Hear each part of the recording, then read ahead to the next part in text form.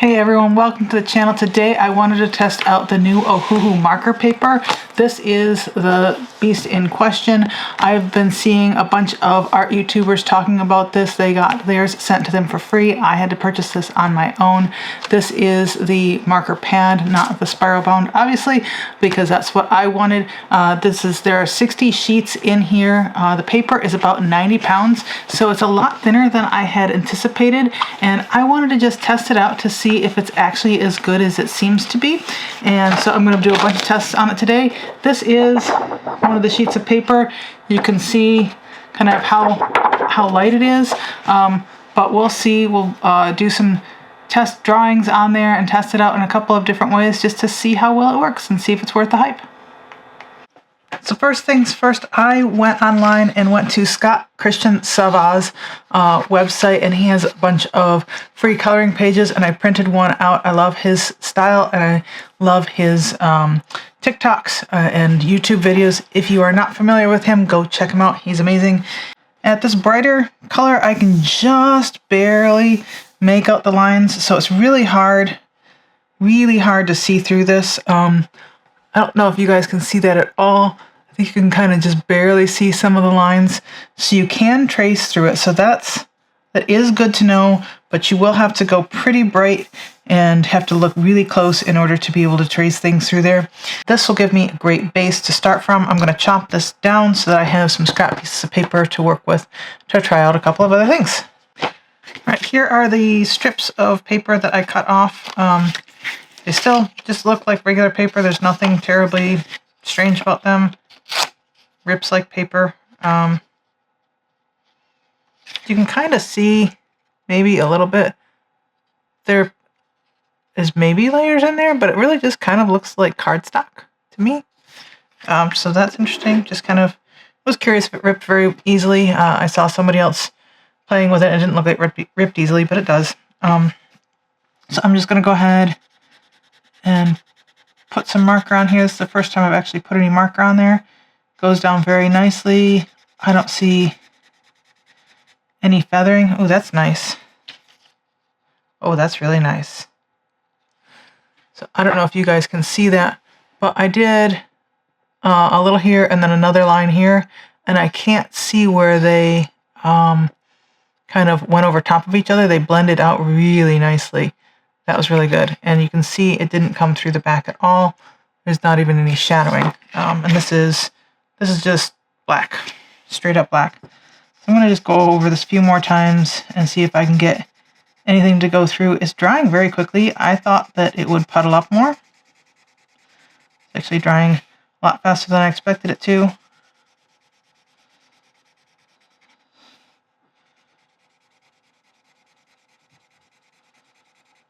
Going down really nice. It feels really nice. That was like, I don't know, 6, 7 layers, something like that. The color looks great. No shadowing. So you really can use it, because usually if you do like 3 layers of a dark color like that, it is going to go through. It's not smudging, so that's good. It dried a lot faster than I thought it would. But yeah, that was really interesting. The way that I laid that down, and you couldn't see the overlap. So I'm going to try it with a lighter color and see what happens when we overlap. Okay, with a lighter color, it's more obvious. You can see that there, where I overlapped the marker on top of itself. With the dark color, you couldn't tell at all where I had done that. Getting a little bit of blending. Let me pick some colors that are a little bit closer together to see if I can get a nicer blend. All right, let's do PB7 and PB9. Those seem to be much closer in color. Yeah, those should blend okay.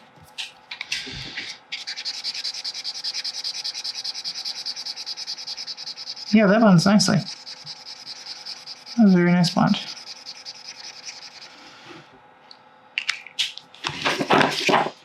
Got a reasonable blend there. I'm not the best at blending. Oh wow, you can really see it there. To my eye, it looks like it's blended way better. Let's see what I can do here.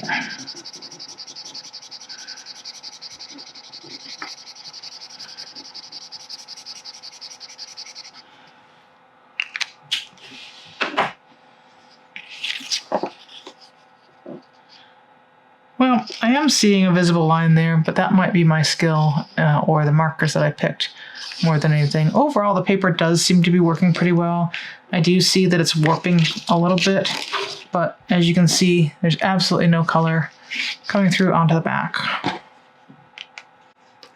Okay, I'm going to be really mean. I have these I believe have either inks or watercolor in there. Anyway, it's a water-based medium, and I'm just going to go ahead and try it on here.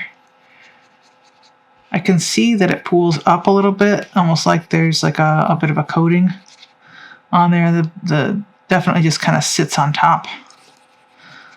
I'll let that dry and see what happens. Oh yeah, the other thing that I wanted to try was I wanted to go near the edge of the paper and see if it will go through on the edge of the paper to see if there is like a layer in between, if it goes all the way to the edge, or if you can get some kind of bleeding through at the edge of the paper. So that's quite a bit of black there. That would go through on most papers. Let's see. And nope. There's a tiny bit of marking there, but I think that was more because I went off the edge here and it probably just leaked under. It did not go through at all. So whatever they're doing, they've done a good job of getting it edge to edge. It looks like you can actually do water-based media on here. It is warping the paper just a little bit, but you could do it. It's not a big deal. I want to try something else really quick here before I get to actually working on my... Yeah, that dries really fast. I got a little bit on me if I ran my finger over it right away, but it dries really fast. From watching other reviews, it looked like perhaps it would dry a little bit slower. I'm going to go get some see if I have any alcohol ink and just put a big dollop on there and see if that goes through as well. Okay, I did have some alcohol ink. I'm just going to go ahead and put a little bit on here, or put a lot of it on here, and see what happens. See if I can get it to kind of bleed through with just pure ink. Ooh, that smells so bad. So that's quite a big puddle. Oh, geez, that smells bad. Let me open a window. Okay, whew, that was pretty smelly. It is still pretty wet. It is pooled up quite a bit there. I'm just going to let that dry.